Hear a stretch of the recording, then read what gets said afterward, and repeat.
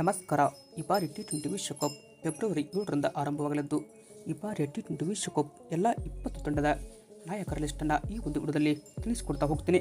ಆದ್ದರಿಂದ ದಯವಿಟ್ಟು ನೀವೇನಾದರೂ ಇನ್ನೂ ನಮ್ಮ ಒಂದು ಯೂಟ್ಯೂಬ್ ಚಾನಲ್ಗೆ ಸಬ್ಸ್ಕ್ರೈಬ್ ಆಗಿಲ್ಲ ಅಂದರೆ ಸಬ್ಸ್ಕ್ರೈಬ್ ಆಗಿ.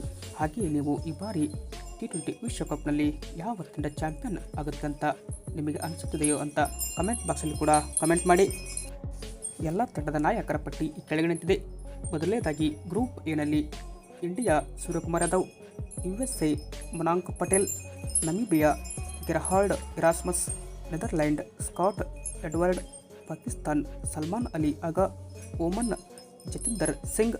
ಇನ್ನು ಗ್ರೂಪ್ ಬಿ ಕಡೆ ನೋಡ್ತಾ ಹೋಯ್ತಂದರೆ Australia Mitchell Marsh, Sri Lanka Dasun Shanaka, Zimbabwe Sikandar Raza, Ireland Paul ಸ್ಟ್ರಿಲಿಂಗ್.